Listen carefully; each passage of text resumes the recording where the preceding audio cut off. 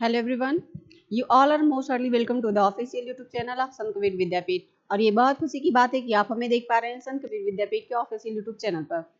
तो जैसा कि हमने बीए फर्स्ट सेमेस्टर का सिलेबस डिस्कशन किया हुआ है आपसे, और उसकी आज सेकेंड क्लास है। तो हम देखेंगे कि सेकेंड क्लास में यूनिट 1 में हमारा सबसे पहला टॉपिक क्या है और हम उस टॉपिक में क्या पढ़ने वाले हैं। तो चलिए बिना देरी किए हम क्लास को स्टार्ट करते हैं। Let's begin start. आपकी जो क्लास है आज की जो क्लास है आपकी वो है BA first semester BA first semester BA first semester English English जिसमें हम यूनिट 1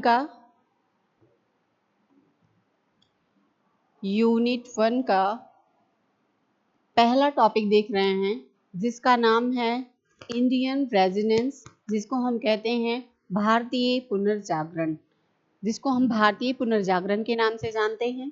और जैसा कि आप देख पा रहे होंगे कि हमें मतलब पेपर में ऐसा आता है ऑब्जेक्टिव क्वेश्चन में कि भारतीय पुनर्जागरण क्या होता है और इसके फाउंडर कौन थे। तो हमें जो बहुत बेसिक चीज़ें हैं बस उसी को रिकॉल करना है, उसी को पढ़ना है और ज़्यादा चीज़ों को रटना नहीं है, क्योंकि आप अगर रटेंगे तो सारी चीज़ें आपकी माइंड से बिल्कुल निकल जाएंगी। ऐसा होता है ना, आप कभी कभी देखते हैं कि पढ़ाई करते रहते हैं और बाद में सोचते हैं चलो 10 मिनट का रेस्ट मारते हैं और कोई सॉन्ग सुनने लगते हैं। जब सॉन्ग सुनने लगते हैं फिर आप पढ़ाई करने जाते हैं तो वही सॉन्ग हमारे माइंड को फिर से डिस्टर्ब करती है ना। तो ऐसा नहीं होना चाहिए। और इसमें बताने का पर्पज ये है सॉन्ग वगैरह के कि आप जो भी पढ़ेंगे उसको दुरुस्त पढ़िए। जरूरी नहीं है कि आप रट्टा मारे रहिए, रट्टा मारने से चीजें याद तो हो जाती हैं लेकिन हमारे किसी काम की होती नहीं है वो। तो हमें चीजों को समझना है। पुनर्जागरण क्या होता है बोल रहा है इसमें कि it was characterised by effort to revitalise of the traditional and Indian knowledge of system. हमारा रेजिडेंस क्या है, ये ट्रेडिशनल इंडियन नॉलेज है और इसका सिस्टम है। और challenge social practice like caste determination, promote education and advocate for political and social form. आपको रेजिडेंस में बस इतने वर्ड को याद रखना है जो मैंने बताया। आपको याद रखना है कि हमारा जो रेजिडेंस है वो ट्रेडिशनल इंडियन नॉलेज है, उसके सिस्टम्स हैं, चैलेंजेस हैं और सोशल प्रैक्टिस हैं, है ना। और like caste discrimination, promote education and advocate for political and social reform. अगर आपको रेजिडेंस में पूछता है तो आपको बस यही 2 4 6 वर्ड लिखने हैं, इससे आपका काम चल जाएगा। फिर हम आगे जब देखेंगे कि कह रहा है कि इसके फाउंडर कौन है, कभी कभी पूछ लेता है कि जो हमारा इंडियन रेजिडेंस है उसके फाउंडर कौन है। तो हम फाउंडर के बारे में देखेंगे आगे।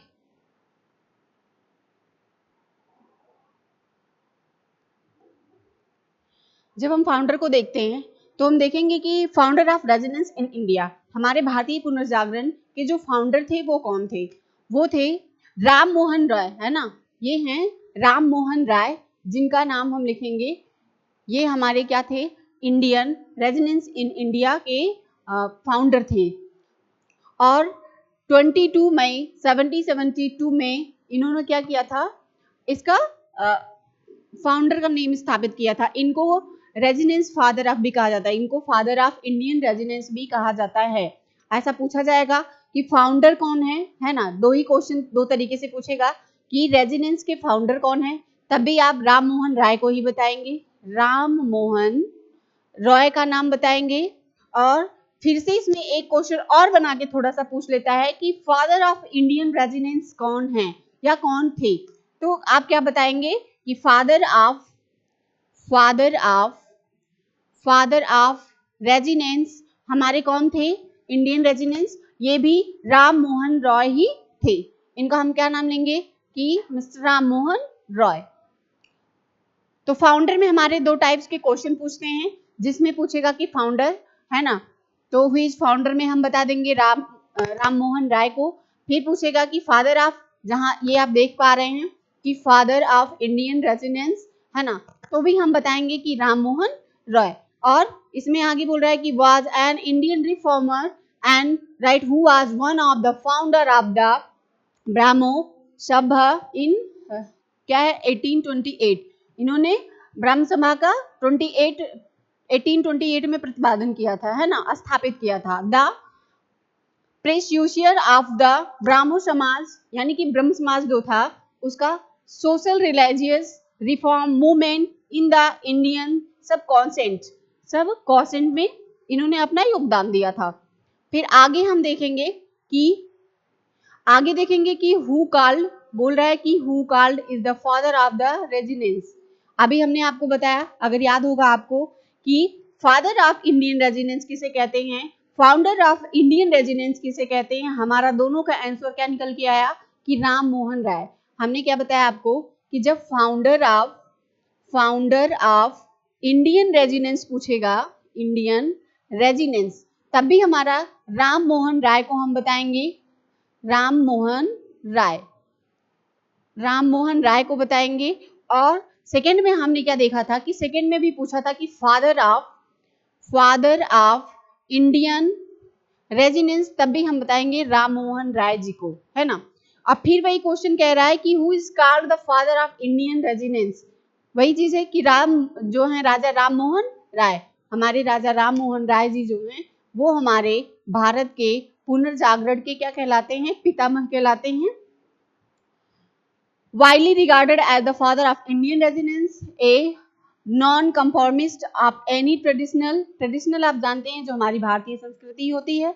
He was the born of 22 May 1772 in Radhanagar, है ना, राधानगर विलेज इन द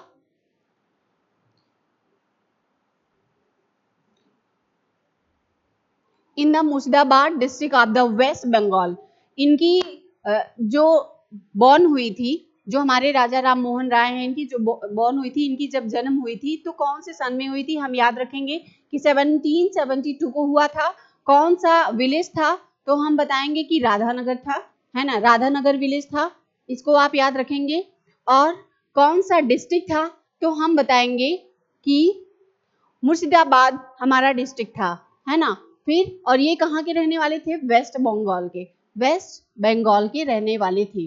तो हमें समझ में क्या आया कि जो हमारे भारत के यानी कि इंडियन रेजिडेंस थे, जिसे हम फादर ऑफ इंडियन रेजिडेंस कहते हैं, वो हमारे राजा राम मोहन राय जी थे। और फिर सेकंड में पूछता है कि इसके फाउंडर कौन थे, तब भी हम बताएंगे कि हमारे राजा राम मोहन राय जी ही थे। फिर पूछता है इसमें कि जो इनकी बॉर्न कहाँ हुई थी, किस सन में हुई थी, कौन से डेट में हुई थी। तो हमें डेट याद रखना है कि इनका जो बॉर्न हुआ था वो हुआ था 22 मई 1772 को, और ये राधानगर विलेज में हुआ था। डिस्ट्रिक्ट इनका मुर्शिदाबाद में था और ये रहने वाले वेस्ट बंगाल के थे। तो ये बातें हो गई। आज हमने पढ़ा रेजिडेंस में जो आपका बीए फर्स्ट सेमेस्टर का यूनिट 1 का सबसे पहला टॉपिक था। आज हमने क्या पढ़ा, हमने पढ़ा बीए फर्स्ट सेमेस्टर इंग्लिश में यूनिट 1 का पहला टॉपिक, जिसमें हमने देखा कि भारतीय पुनर्जागरण क्या था। भारतीय पुनर्जागरण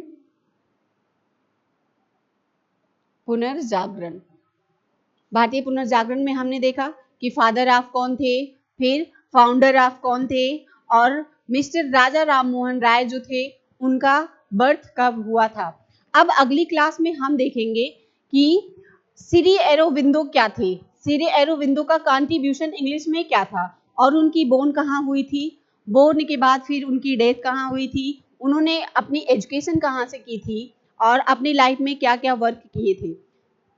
तो फिर इस सारी चीजों को हम श्री अरबिंदो के बारे में, कंट्रीब्यूशन ऑफ श्री अरबिंदो के बारे में हम अगली क्लास में देखेंगे। तब तक के लिए बने रहिए संत कबीर विद्यापीठ के साथ। Thanks for watching this class. Thank you.